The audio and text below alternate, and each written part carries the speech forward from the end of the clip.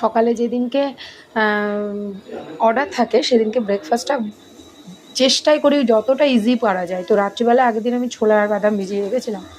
তা কাঁচা খাবো, কাঁচা খেতে গেলে একটা সমস্যা, বাচ্চাদের খাওয়াতে পারবো না। প্রেশারে 4টে সিটি মেরে নিলাম, নরম হয়ে গেল। ব্যাস, তারপরে সেটাকে একদম সেই ফুটপাতের যে ছোলা মাখাগুলো মতো না, ও অসাধারণ খেলাম সকালবেলাটা। গরম ছিল ছোলাগুলো, জানেন তো। এবার টমেটো, ধনেপাতা, পেঁয়াজ, চাট মশলা, লঙ্কাটা পরে আমি আর রাজু দিয়ে নিয়েছিলাম।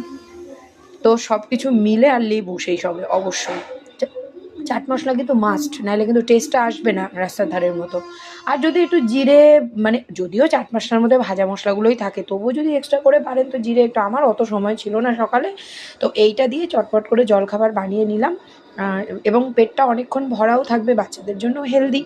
তো এটাই ছিল আজকে আমাদের জলখাবার। আর আজকে কি কি রান্না করছি সবটা ভিডিও শেয়ার করব, সব অনেক গল্প করবো তোমাদের সঙ্গে। সেটা বিকেল 5:30 থেকে 6টার মধ্যে ভিডিওটা শেয়ার করব। তো এই যে তার মধ্যে একটু দেখো কড়াইশুঁটিও দিয়ে দিয়েছি, বেশ মানে অনেকটা ভেজ ডাল করে অনেকটা বেঁচে ছিল।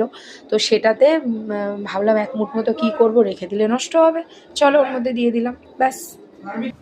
আলটিমেটলি দারুণ একটা ব্রেকফাস্ট হলো। অবশ্য আমি ভেবেছিলাম এখানে বয়েলড এগ যদি একটু স্লাইস করে দেওয়া যায়, ওটা ওয়েল ডেকোরেটেড হয়, দেখতেও ভাল লাগে। গার্নিশ করলে তো যে কোনো খাবারের সুন্দর একটা প্রেজেন্টেশন আসে। গার্নিশের ওপরে কিন্তু দারুণ পয়েন্ট ডিপেন্ড করে। তো কেননা এটা আমি দেখেছিলাম যখন হ্যাংলা হেসেলের ওদের অফিসিয়াল পেজের যে একটা ইয়ে ছিল আর কি, ওদের খাবারের কি বলবো, মানে কম্পিটিশান ছিল ওখানে, টপ 10-এ আর কি হওয়ার মতো সেই সুযোগটা আমার হয়েছিল। তো সেখানে জেনেছিলাম। কেমন লাগলো বলো তো ভিডিওটা?